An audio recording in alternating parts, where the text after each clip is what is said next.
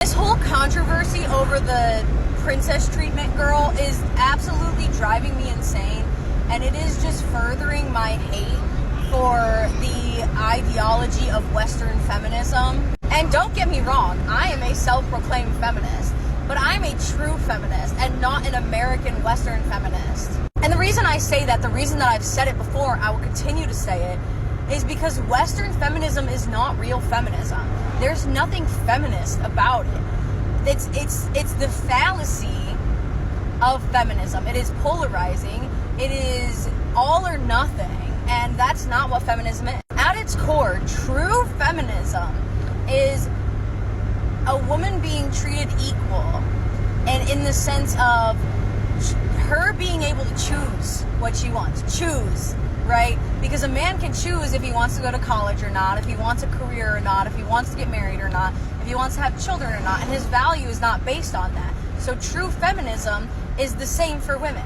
She can choose what she wants to do, what path she wants to go on, and her value is not based on that. And this conversation around the princess treatment girl has brought it to the forefront that Western feminism is not about a woman's right to choose. It's about this idea of what a woman is supposed to be, how she's supposed to be socially dominant, and she has to be this and that, and she has to take charge, and she has to be willing to be outspoken in public, and all of these things.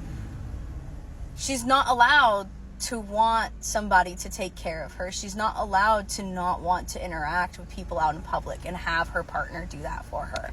In all of the different takes that I have seen on people talking about this princess treatment woman, talking about her videos, not a single person has taken into context consent. Not a single person has taken into consideration the fact that some women want to live this way, this quote-unquote traditional princess, trad wife, whatever way. Not because they've been brainwashed, not because they're being forced to say that they do.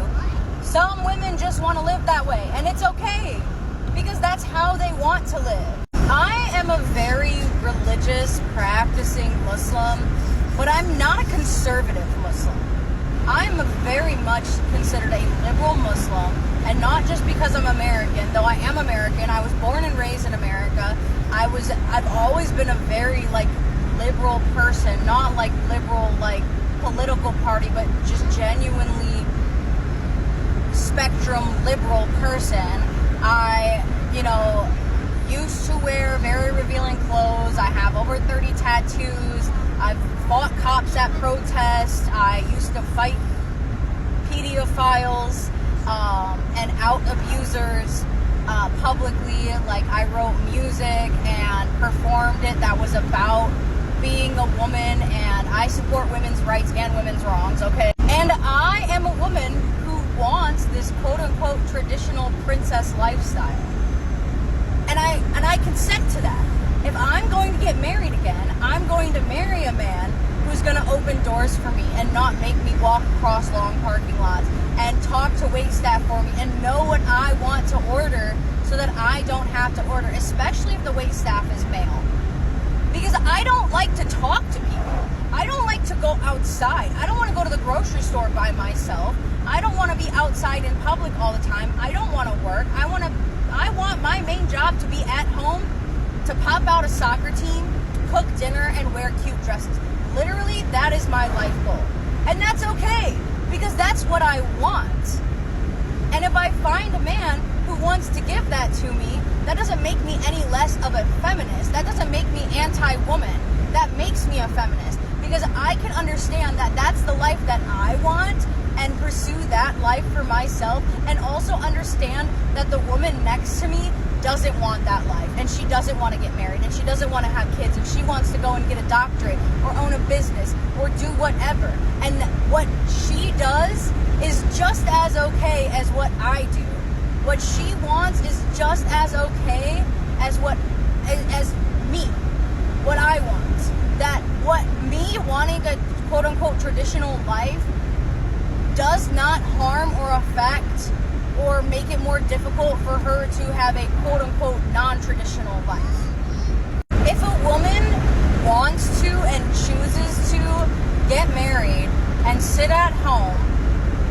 not even have any hobbies or social, obligations or extracurriculars or whatever, and she just chooses to sit at home and all she wants to do is do her skincare, do her little wall Pilates, and just like be cute, that's her choice.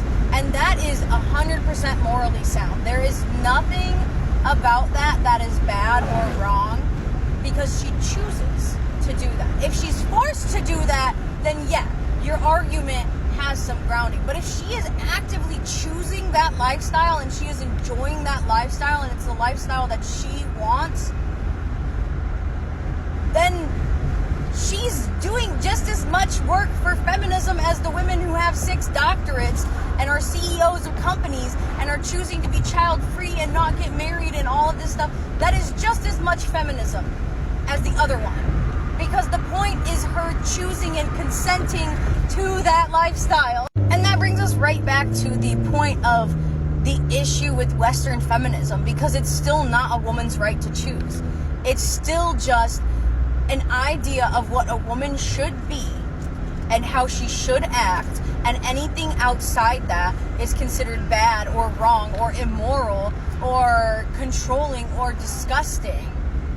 Which is the same thing that women were dealing with before the feminist movement, just with a different idea, a different box for women to fit in.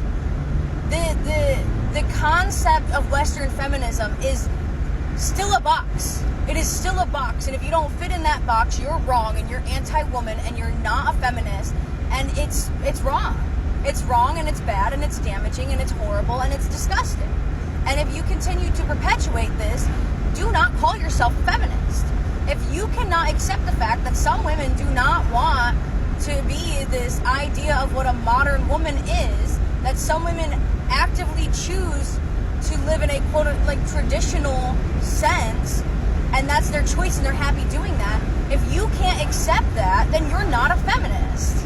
If you are actively getting angry and upset and triggered by a woman making different life choices than you, and you feel like you need to assign some level of morality or lack thereof to another woman's choices because they differ from yours, or what you think a woman is, or what you think a woman should be doing, then you're just playing into the system. You're not actively trying to dismantle it. You're not actively trying to fight for women's rights. You're not actively trying to fight for the betterment of women as a whole. You are upholding the same system that has just painted itself a different color. You are part of the problem. All of this to say, I'm not like actively promoting or protecting the princess treatment girl or defending her or whatever. Like, I will say, after looking at her content, there are some red flags in her content as a whole, but the fact that some people are saying the entire idea of wanting a man to open the door for you and order for you and do all of this stuff for you because you don't want to do it, and you want to, frame it as like protecting your feminine energy and letting a man take care of you, like, as a whole, is not anti-feminist. Wanting to be taken care of is not anti-feminist. It's the wanting, it's the consent that makes it feminist. That's all. That's it. That's the only thing that matters in this conversation as to whether or not a woman is pro-woman or anti-woman, or if she's living a quote-unquote feminist lifestyle or whatever, is consent. The choice. Is she getting to actively choose this life? Does she consent to this life? Is she happy with this life? Is this the life that she wanted? Okay, that's all that matters. It doesn't matter which life she chooses, which path she chooses, which things she and her partner or whatever are doing. It depends on whether or not she has a choice in it, whether or not she's consenting and she's happy and content for it. That's the only thing that matters. Anything taken into context outside of that is not feminism. And you're not a feminist.